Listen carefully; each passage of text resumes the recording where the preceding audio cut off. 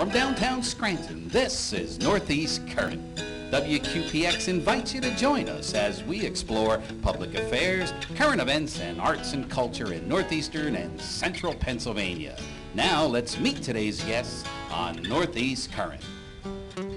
Good morning and welcome to Northeast Current. I'm Rusty Fender, in the area for about 6 or 7 decades, and I'm really glad to be here. I want to thank Regina Alonzo, who is operations manager here for the ION Media Networks, for allowing me to do this program. And thank you so much to her. Thank you so much to you for watching. And our special guest today is Bernie McGurl, longtime friend, who is the director of the Lackawanna River Corridor Association, another conservation association. Bernie, good to see you. Thanks good to for see being you, here Rusty. with us on Northeast Current again. Yeah. Tell us about, first of all, how you got started with the Lackawanna River Corridor Association. As you know, when you and I were both kids, the Lackawanna River was a vastly different place. Yeah, Rusty, we both grew up around here. We remember what it was like 50, 60 years ago. The mines were still working.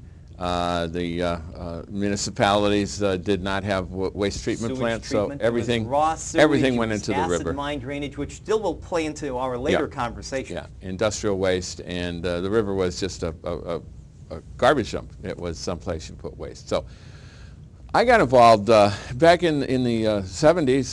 The mining industry had disintegrated, and that was no longer an ongoing factor. The local governments had to respond to the Pennsylvania Clean Streams Law and the Federal Clean Water Act, and we built modern wastewater treatment plants. So the river started to become clean enough for public recreation.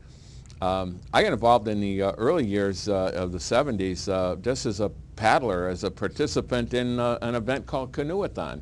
A bunch of folks organized a canoe rally on the Lackawanna River. So I paddled the river a few times, but I was involved in college and worked in the rail industry and then later in the construction industry. But in the 1980s, the National Park Service came to Scranton to develop the Steamtown National Historic Site.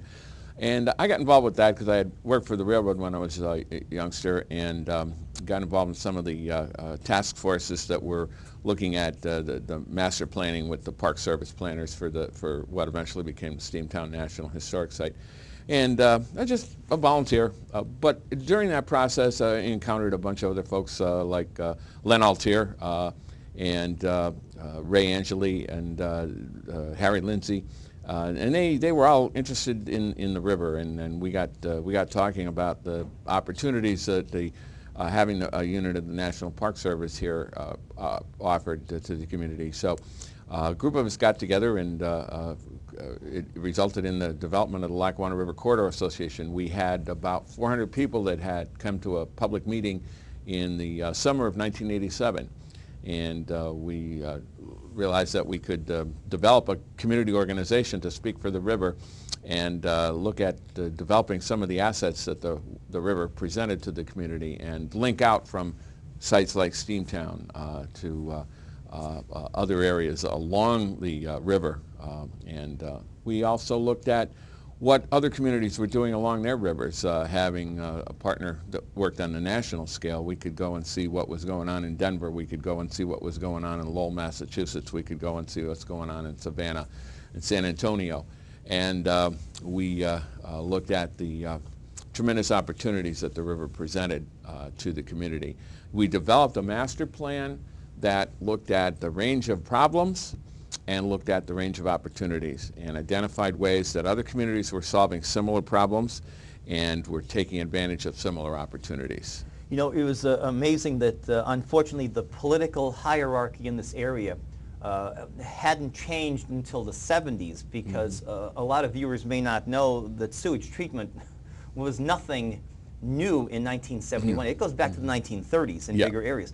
But because of the political hierarchy in this area, that close-knit sector, they always used as a scapegoat to blame the mines, that the mining industry was too close to the surface to allow putting in pipes to funnel the sewage to be treated. So Yeah. thus, for those last 40 years, they dumped directly into the Lackawanna River, and until '71, when the first sewage treatment plant, as you well know, Yeah. in Southside was built. Yeah. So that was a landmark, albeit 3 decades too late, but Yeah. again, a big plus for this area in the terms of cleanliness and cleanup. Oh yeah, it was tremendous when we finally got the Scranton sewer plant online. You know, Pennsylvania actually led the way with clean water in the 1930s.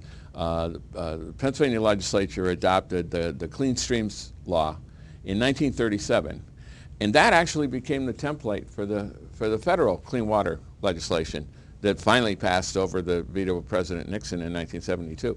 A lot of people don't know that the original Federal Clean Water Act, modeled on Pennsylvania legislation, was adopted by Congress in 1938, but that arch-conservative president that we had at the time, FDR, on the advice of some of his legal people, said, I'm going to veto it because it was too much of an intervention in states' rights. And at the time, he had just come off getting dusted up with his effort to pack the Supreme Court. So he was in a sort of a retrenching mode there. So that actual legislation, Harry Truman actually signed a voluntary version of it in 1948, but the actual law, with the federal law, the Clean Water Act with teeth, didn't come about till 1972. But by that time, the coal industry had been in decline, and you were right. The state Department of Health and the Environmental Resource Agency at the time came to the city of Scranton and the other municipalities in Lackawanna, all through the anthracite region, and said, we want you to build a sewer treatment plant. And the mayor's response was, well, when you get the Hudson Coal Company to stop dumping their waste in the river, we'll consider building a sewer treatment plant. Which was a valid point back then. It was. And I think they were taking care of the ratepayers' interests, and I think that's often been the case, that we don't have all the money in the world here in this community. Sure. But how do we get clean water? What's the challenge to get and maintain clean water in our rivers and streams across Pennsylvania? And I think it's really to build the values of the community, to understand that we need to have a culture of compliance, a culture of looking at appreciating what clean water and clean and protected natural resources mean to our community going forward as a sustainable place to live and raise our children. And you can see when people don't pay attention to that, you have instances like what's going on out in Flint, Michigan right now. And that water contamination and yeah. lead dumping. Yeah. Basically, you had, that's a real tragedy that it's disturbing that some of the public officials involved in the water treatment system should have known that when they switched their source from their wells and surface reservoirs, they added treated water from the Flint River, but they didn't buffer it effectively enough. So the acidity in that water leached additional lead from the solder in the pipes. Lead is in the pipes, but if the water is balanced properly, it's not going to leach out. Exactly. So they didn't do that, and for the last 8 or 9 years, it had been building and accelerating, and the health crisis and the effect on small children is really alarming. And I think the president needed to make an emergency declaration a week or so ago, and he allocated $80 million of federal funding to assist with that, but it's too late. Hopefully, they'll be able to rectify the health impacts to the many children that have been affected by that. And there was a snowball effect too, as you mentioned. In the old days of acid core solder, it reacted with the solder joints in the pipes, and again brought that to the forefront. Yeah. And there's been so many episodes of this going on, like the great John Travolta film from the late 1990s, A Civil Action, about the W.R. Grace, New York company dumping in Woburn, Massachusetts, which led to the actual river catching on fire. That's pretty unbelievable. But I mean, if you want to trace it back, there's always been this GAF who made Viewmaster. The Viewmasters as a kid, which I still collect.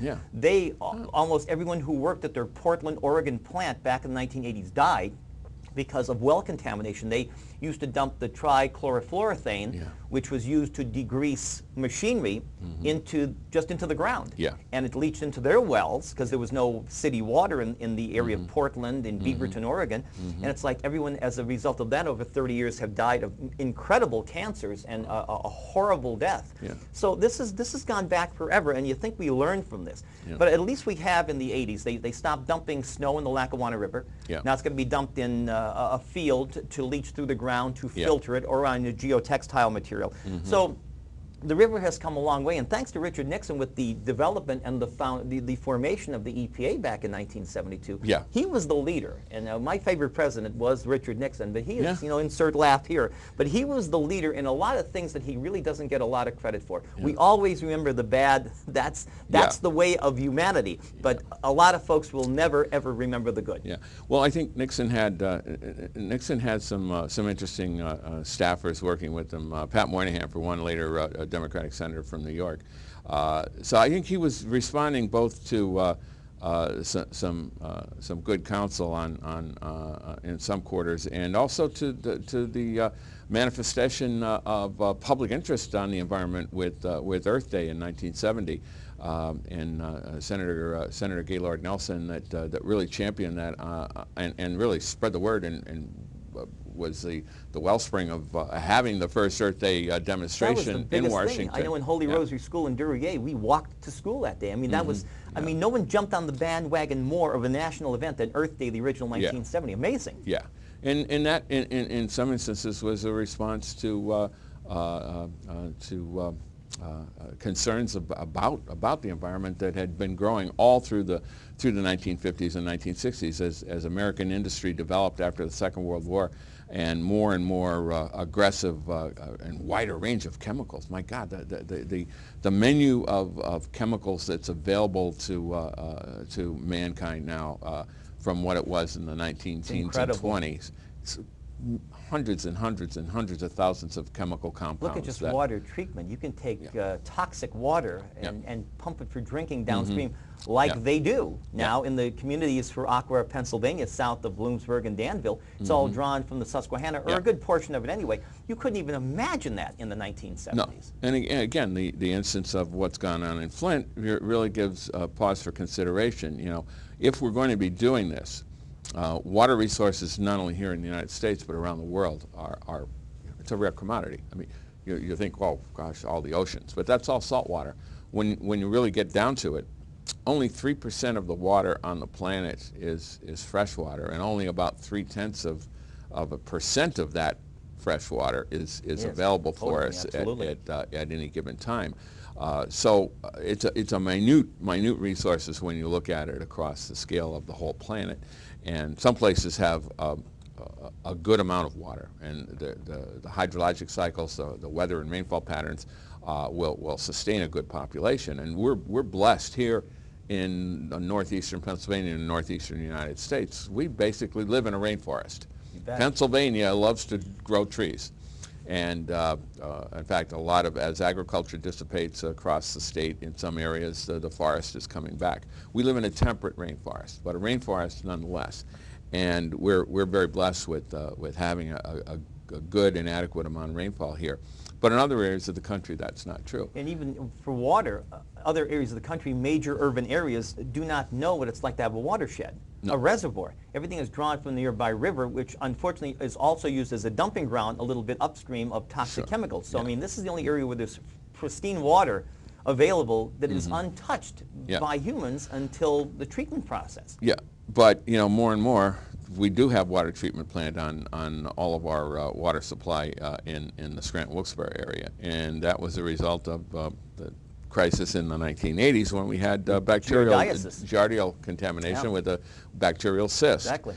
And hundreds of people, thousands of people actually were sickened by that, and the water company was forced to go and admit that it wasn't able to adequately protect its watershed and water source supply by the land that it owned, because suburban and urban type developments had encroached into those areas. So there were housing developments now in an area you couldn't walk in 20 years ago. And those areas weren't properly sewered. They had on-lot septic tanks, and they weren't maintained by the homeowner properly, so they started to dysfunction.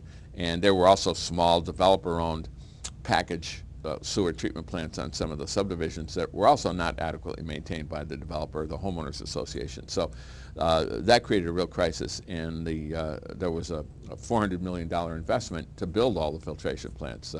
So the Pennsylvania American Water Company that operates the system today has, I think, one of the best water filtration systems in the United States, and I think we have great water here. But the water in the Lackawanna River, the water in our streams, is still subject to all the impacts that modern 20th century economic and community lifestyle can convey in its direction. Highways, trucks, transportation, automobiles, parking lots, huge areas even of folks not sweeping the debris in front of their homes Right. eventually finds its way into storm basins, Sure. which becomes effluent. It all goes downstream. Absolutely. Yeah, we all the rivers and streams just carry it downstream, and so we're looking at promoting the concept of watershed stewardship to all the citizens in our community. We're just developing a collaboration with Penn State Extension to promote a Master Watershed Steward program. It's going to be similar to the Master Gardener program that the Penn State Extension program runs. So that's a part of what we're doing, but we're also reaching out to engage citizens and homeowners on the local level. We've been collaborating with the Scranton Sewer Authority for a number of years, and we're currently working with the Lackawanna River Basin Sewer Authority. We've got a bunch of information literature that we prepared. It's on our website. People can go to www.lrca.org and get into our publications page, look at special projects, and they can find a whole range of better ways to manage stormwater for the homeowner and the small business person. But things like sweeping your streets, making sure if you've got a small business that your parking lot is clean, the area around your dumpster is clean. If you're a restaurant, how are you managing your oils and greases and food waste and stuff like that? That can have tremendous negative impacts on the water resources of the community, on our rivers and streams, if it's not done properly. So we're getting that word out to folks. We're live today with Bernie McGurl, Director of the Lackawanna River Corridor Association. I'm Rusty Fender here on Northeast Current.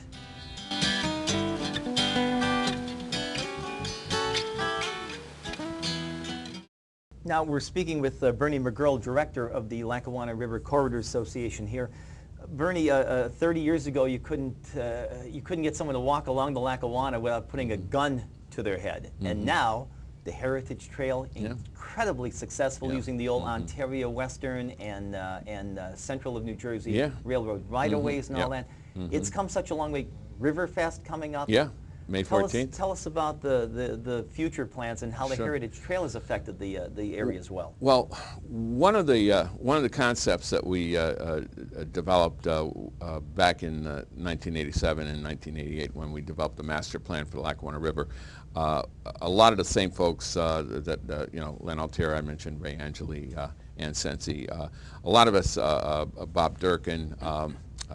We're also involved with the development of the Lackawanna Heritage Valley program, Monsignor Joe Quinn. So that group of folks, leading folks from across the community that got together to help create the LRCA in 1987, the ideas that we developed through the LRCA then were also manifested in the plan for the Lackawanna Heritage Valley. And the Lackawanna County established the Lackawanna Heritage Valley Authority. And we felt that because of the scope of work that we were proposing in our plan to clean up the river, that we needed a governmental partner that had some capacities that we didn't have as a citizens organization. And so we share a lot of our goals for the creation of a trail and greenway along the Lackawanna River with the Lackawanna Heritage Valley. And Natalie Gelb, who's executive director there now, is really taking the trail, and she's really pushing it. They've got some exciting plans for a 2-mile riverfront trail system up in Carbondale that's going to link into Carbondale, and we were a strong partner with that. Actually, LRCA actually has an affiliate, the Lackawanna Valley Conservancy, that's a land trust.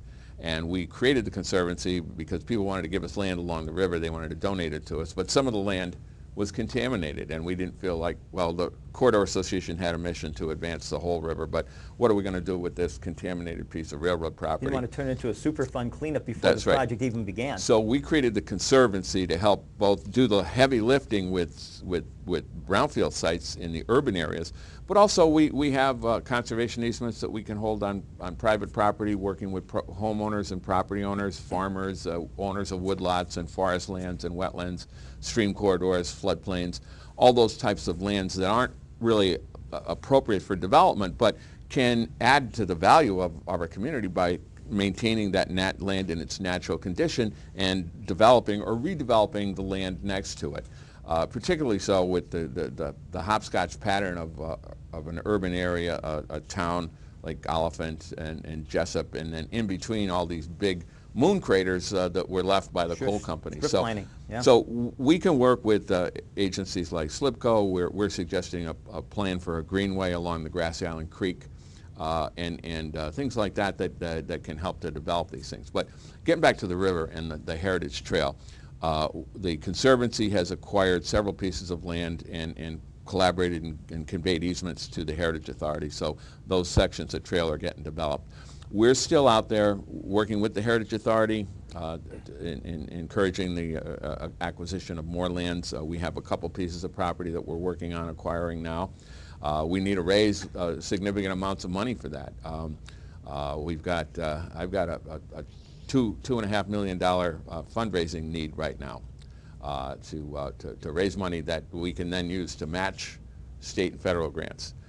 So it's still a challenge going forward, but the trail has brought people to the river, and people see the river and they really have grown to appreciate the river more. The Scranton Running Club, Matt Byrne over here in Scranton, is taking hundreds of people a day out for runs along the river. It's part of his whole physical training program. Some of the gyms and fitness centers are along the river.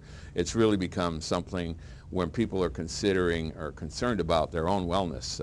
People are more looking at diet. They're looking at how can we live a safe, healthy life. Taylor all the way to the end of the main line. I mean, sure. It's a long run. It's not a 3-block radius. No, yeah. So you can have some great runs along the river. Get out and bicycle. You can use your bicycle to commute to work along the river. So, and we're looking at following some of the tributary streams up through the community to tie the whole community together.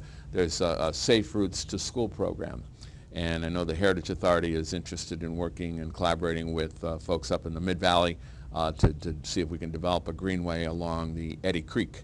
And Eddy Creek is one of the creeks that was totally destroyed by the mining companies. There's a program that the Pennsylvania Bureau of Abandoned Mine Reclamation is advancing for the restoration of Eddy Creek.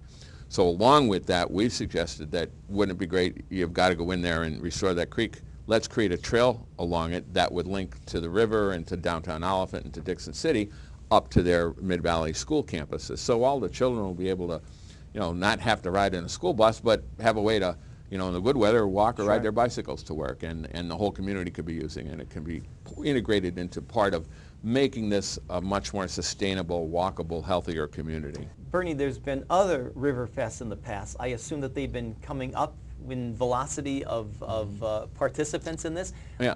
You mentioned Shiverfest. I think Yeah. it was more or less you could do it in your shorts this winter, Yeah. which may have added to a good turnout. So. Yeah. Well, we had about 50 people in the river, and friends and family came to the party afterwards, and it was a lot of fun. We're looking to develop more sites, access sites along the river as part of the Heritage Trail program, but actually separate from that, we're working with property owners and municipal agencies. We're looking at the flood control levees in Scranton and other areas to say what opportunities can we do to retrofit these big flood levees where there's big piles of riprap rock. How do we get people safely down to the river? So we're looking at that. We're also with Riverfest looking to develop a new finish line site in Scranton. It's called Sweeney's Beach, and it's located over in the Pine Brook section of Scranton, right off of Poplar Street.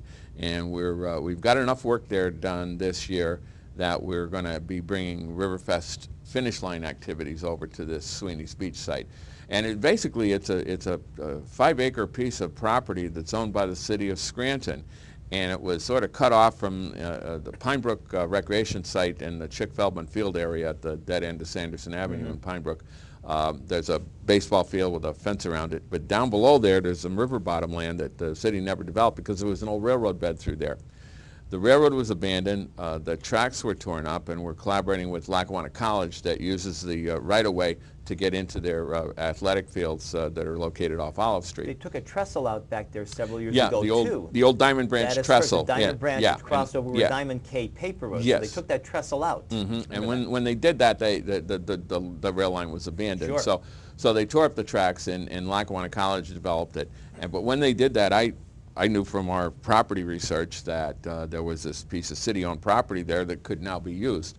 So we've collaborated with Trout Unlimited, the Lackawanna Valley chapter of Trout Unlimited, and through our conservancy and the city of Scranton, we developed a long-term lease with the city that gives the LRCA equity so that we can now apply for grant money for that. So we secured an initial $12,000 grant from the Lackawanna County Commissioners last year and matched that with some grants that Trout Unlimited got. And we developed about a $20,000 initial program there.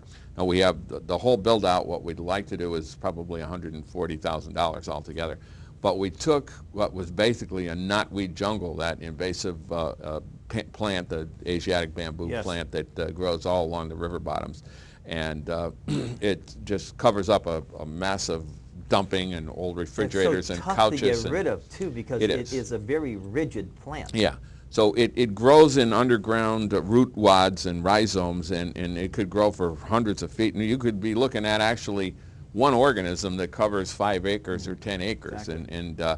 And it just starts to pop up. It gets larger root wads that'll push stems up, and when the sun comes out and it starts to get warm in the springtime, it grows like about 6 inches a day. And it's not a native plant, so it doesn't form a good community with our other native plants and animals. So, I mean, animals will use it a little bit for shelter and cover, but that's about it. And it makes a great area for homeless camps. We got a population of homeless in the summertime. They're looking for party spots, and they'll set up their tents and they'll party and then they just leave a wasteland when they abandon their, they'll have a rainstorm and they'll leave. And there was a jungle under the Lackawanna Avenue Bridge for the longest time as well. So I walked through there and kind of took it upon surprise. Yeah, and I think it's a manifestation of our human society.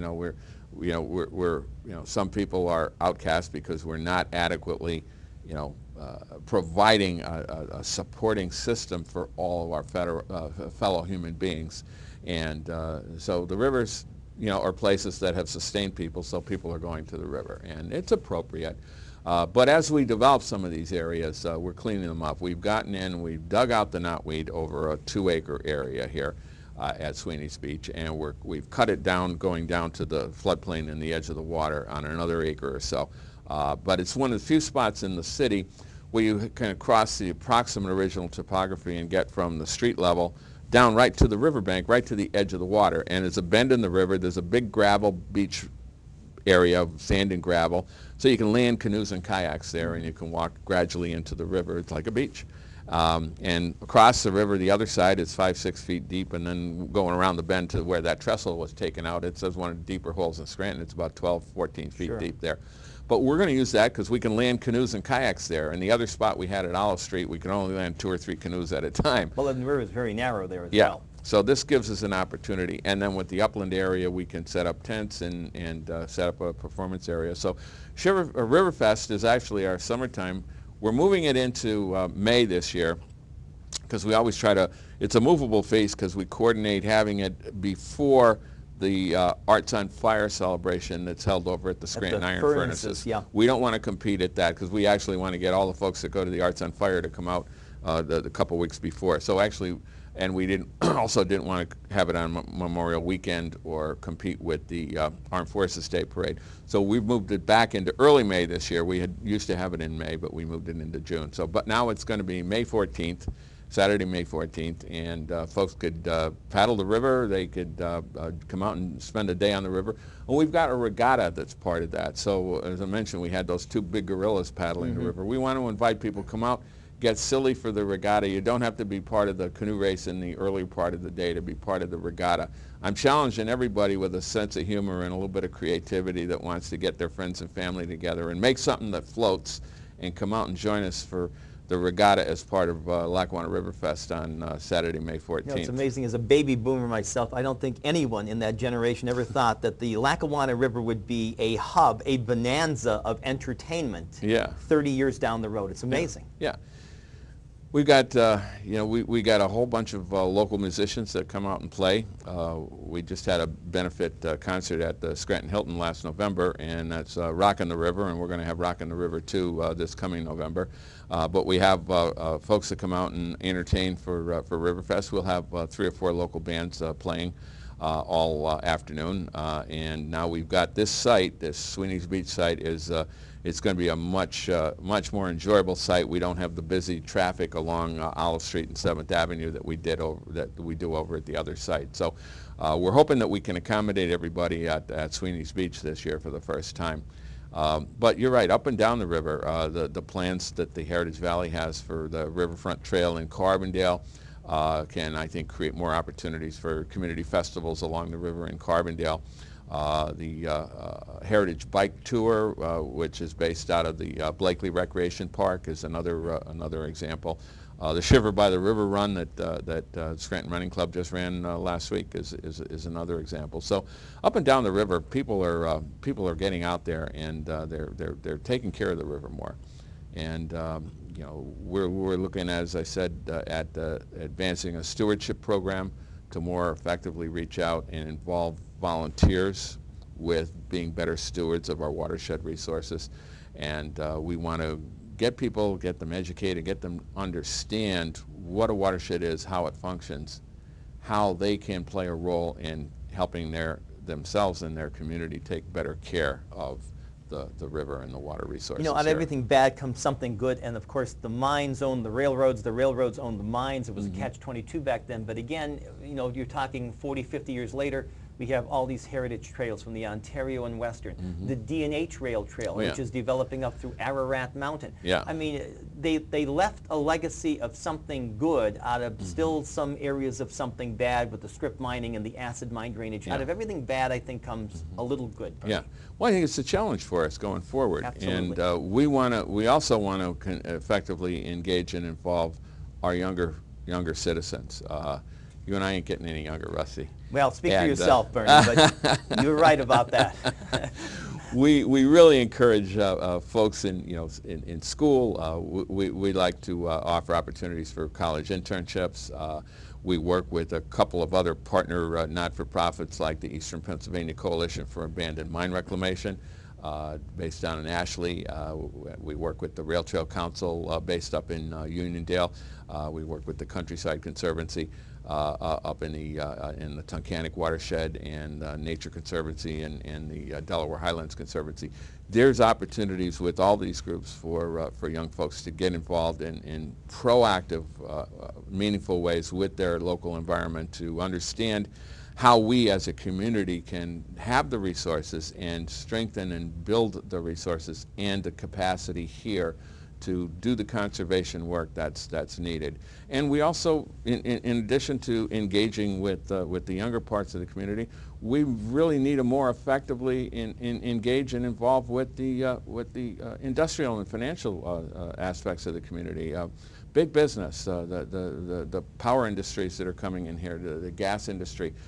They have a role to play. Some of them are playing it, I think, but I want to see more. I have greater expectations from any of the big industries that are involved with Marcellus gas, with shale gas, with electric power generation, with electric power transmission. These are resources that are being taken out of the ground and out of the communities and watersheds of Pennsylvania, and they're being exported to other areas on the East Coast. It's a second wave of energy development, and I don't want to see us make the same mistakes that were made in the anthracite industry during the era while we're drilling for Marcellus gas. I think it can be done adequately and safely. I think long term we obviously need to have concerns about drilling thousands and thousands of well holes in Pennsylvania, but I think it can be done responsibly, and I want to challenge all the industries that are involved in that to reach out and get involved with us. We have a large agenda of conservation, but it's based on proactive involvement with everyone, not pointing our finger saying this one's bad, this one's good, that one. No. We're all in it together, and we, through the LRCA, we're looking to engender a large collaboration, a large partnership with everyone involved, everyone who lives here, everyone who wants to do business here for now, and to help to create a sustainable future for this area. Once the gas industry is gone for 100 years or 200 years from now, after we drawn out all the hydrocarbons, global climate change is advancing, hydrocarbon production and pollution is part of that. We need to encourage much more sustainability. For now, it is a bridge to the future economy, but it has to be managed effectively, and it has to be encouraged that there needs to be proactive involvement by all of us to help. If there is an issue, let's get to the bottom of it, let's solve it, let's resolve it, let's look at how we can partner and collaborate to help protect the resources that are here historically that are still out there, the wetlands, the areas that recharge the streams that mean there's a perennial flow in the Lackawanna and Susquehanna rivers. And let's look downstream to say how can we more effectively address the problems long term with the Susquehanna River, some of the issues down in the middle of Susquehanna with the bass population and on downstream, our role as citizens who live in the upper watershed to our fellow citizens downstream in the Chesapeake Bay. They're all issues that the LRCA is involved in, and we offer ourselves as a vehicle to involve the greater community in a proactive and productive way to help manage these resources into the future. We're live today with Bernie McGurl, Director of the Lackawanna River Corridor Association. I'm Rusty Fender here on Northeast Current.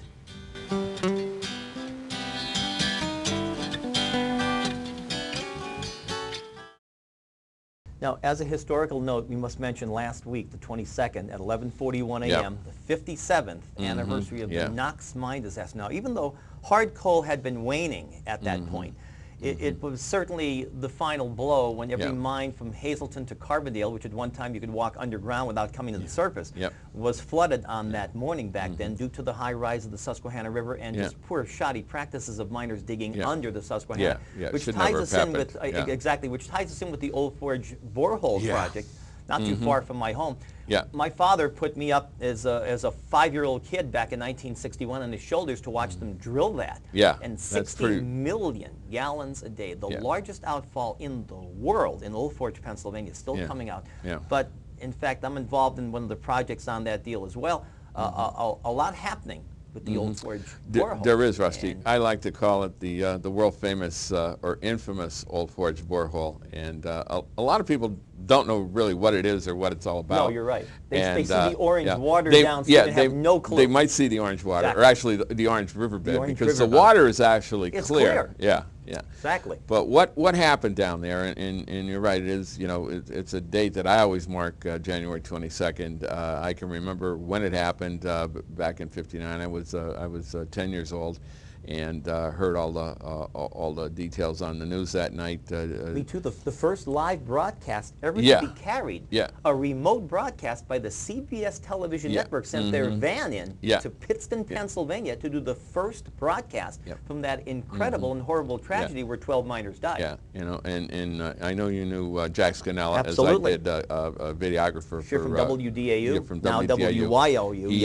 He did some outstanding, I think, Pulitzer Prize awarding footage of that. 16mm film, incredible work. With the mine cars going in, the Lehigh Valley mine cars going into the void. Incredible work by Scannella. Hundreds of mine cars filled with waste rock and wood and Excelsior to try to plug that. Exactly. And So that was, you know, it was a manifestation of the criminal infiltration into the anthracite mine industry as the industry had gone into decline over the 20, 30 years since the stock market crash, and then changes in the fuel cycle and fuel economies after the Second World War. But as the industry, you know, that was the coup de grace, really. The handwriting had been on the wall. If you look at some of the federal mining inspectors' Sure, reports, a little before that, you could see that, you know, people were concerned that they were going to be, you know, that there was some inappropriate activity that would cause a fracture of the bed of the Susquehanna River, and it was something that was discussed in a Bureau of Mines report in 1948, so it was a concern. But the industry was gone. It had totally destroyed this part of the world. You know, our environment was so corrupted, and it still is today from the mine drainage. So what happened here as the industry dissipated? The mine tunnels, the mine pumps were shut off. So the last operating company in the Lackawanna Valley was the Moffett Coal Company, and they had a gentleman's agreement, if you could call it that, with the Hudson Coal and the Glen Alden and the Reading Anthracite, that they would operate the other company's pumps. Whoever the last guy was, he'd continue to run the pumps so their mines wouldn't flood if the other mines went out of business. So finally, November 1st, 1961, Moffett notified the Department of Mines and Mineral Industries that it was shutting down its underground operations, turning off the pumps. And there was still mining going on along the flanks of the valley where they were above the area that needed to pump out of. So the mining industry continued for another dozen years or so. But the pumps went out, and the whole system under Scranton and Wilkes-Barre filled with water. So I like to tell people it's sort of like the subway system under Manhattan on steroids. It's 75 miles long from Nanticoke to Forest City, and it's tipped like this, so you're going downhill. So Forest City's like up in Harlem, and Nanticoke is down in the Battery. But in the Midtown, Old Forge is a place where the Lackawanna has a geologic feature called a Music anticline, and it acts like an underground dam in the coal geology. That there wasn't any coal at that point. It pinched out, and there's this rise of the bedrock that comes up into the riverbed there. That's why you see all those rock ledges that are a real challenge if you're trying to paddle through it. Yeah. So that was the spot where, okay, well, there wasn't a sufficient outlet for all that flooded mine water to get out under Scranton, and it was coming out boreholes and up in people's basements and flooding folks down in Duryea and the lower parts of Music were getting their basements all filled with mine water. So to prevent that, the state came in, and between May and September 1962, they hired contractors, and they drilled a 42-inch borehole, and that's what you got to see that. I just that was great because we had lived in Duryea at the time, but they did Archbold, Old Forge, and then Duryea at the same time. I would love it if anyone has any photographs or anybody has any knowledge or photographs of that to get them to us, because we're collecting information on that, and I do not have any photographs, and I've looked for them of any of that work when it was in progress. They built the flume first, and then of course drill last, because you want everything to set up before you drill. So as you said, the coup de grace was the drilling of the borehole. I remember that so vividly. And the last part of it that you may have seen was they used a circular rotary drill for 99% of the route, but the last 5 feet they used a mandrel drill, and they actually drilled out a plug of rock, and the water pressure was so great that it moved. That plug was like a cork coming up through the bore. And it's laying in the rubble of the cobblestone on the riverbed down there. And actually one of the things we want to do is get it up and set it up as an interpretive, put a plaque on it so people understand what it was. So basically, you've got this huge underground mine complex of flooded tunnels like the subway system, and it's filled with water, which is good. It won't catch on fire. Exactly. So, well, we have mine fires on a couple of spots on the flanks of the valley, and mine dumps can burn the underground under Scranton. Break. But there's twice the amount of water that's in Lake Wallenpaupack is in the mines under Scranton. So basically we have, and another volume of Lake Wallenpaupack under Carbondale. So basically we have the volume of 3 Lake Wallenpaupack reservoirs under the Lackawanna Valley. That's a huge and significant regional water resource. So we want to get the polluted water out of the river, because what happens is the mine water comes up. As it flows through the mine, it leaches minerals out of the geology, out of the rock, and they're completely dissolved in the water. So you could take a glass of that mine water and hold it up, it's crystal clear. Absolutely. Put a couple of drops of hydrogen peroxide in it, and the iron all clumps together and it forms a flocculate, and it drops to the bottom of the cup. That's what happens in the river. So what you see is not orange water, but it's an orange oxide residual sludge that drops out of the water and covers everything on the riverbed. And you said 60 million gallons a day. We have instruments that are measuring that, and in that 60 million gallons a day, we calculate there's 7,000 pounds of that iron oxide. And that has an economic value. It has an industrial use. It is in the nanotech range, so it could be used for nano coatings. And we've got several parties that are interested that we're working with, a group called Susquehanna Mining Resources that we're collaborating with. We're working with them. We've got some Act 13 funding to acquire some property down there near the borehole, an abandoned mine site, to get that cleaned up, and that's also... Right, the old Kehoe Verge breaker site, And there's any old coal mine like that is also a brownfield site, so we're going to clean up the contaminated soils around that, get rid of the mine dumps, and develop that. I'm promoting that whole area as an eco-industrial park for water resource management. So we're looking at building a filtration plant that will be able to harvest that iron oxide and develop it and develop a market for it to help to pay for it. But the Susquehanna Mining Solutions Group, they're also looking at opportunities for aquaculture, for fish farms down there, and also for what's called vertical agriculture. Basically getting hydroponics that can be done in a high-rise, and using the water resource there as part of the source for the hydroponics. So those are just a couple of the added-on value that we can develop down there. But there's a lot more contamination to deal with down there because of the legacy of dumping that occurred here and Superfund sites in the 40s, 50s, and 60s and into the 70s. There's a Lehigh Electric Superfund site just upriver from there. We believe that there may be some additional contamination of dumping from the Lehigh Electric site in some of the wetlands and such down there. So we've been asking the DEP to look into it. We're going to be looking at resources to get brownfields investigations going down there and get those areas cleaned up. We've acquired through our conservancy, we've got 30 acres right at the point where the Lackawanna flows into the Susquehanna River. And it's a beautiful site for fishing, and we're hoping to work with the Fish Commission and develop a fishing and boating access area there eventually. Not someplace you'd want to build. Back in the tropical storm Lee in 2011, it was under 20 feet of water. Yeah, exactly. But most days it's a great natural resource. So pieces of property like that up and down the river can be part of the future of our community, and that's really what we're advocating. But the water resource there is really outstanding, and I know you're involved with some of the folks that we've been talking with. CSI out of Craig Maryland Stevens, and all that. Exactly. And some new filtration technologies, some of the stuff that we're working on with Susquehanna Mining Solutions, Chris Gillis's technology. So we're asking folks that have some interest in these areas, technology. We're looking for folks that want to get involved in investment and bring some financial resources into the picture to help really get this whole lower Lackawanna area cleaned up. We've got a study that's on our website again, www.lrca.org,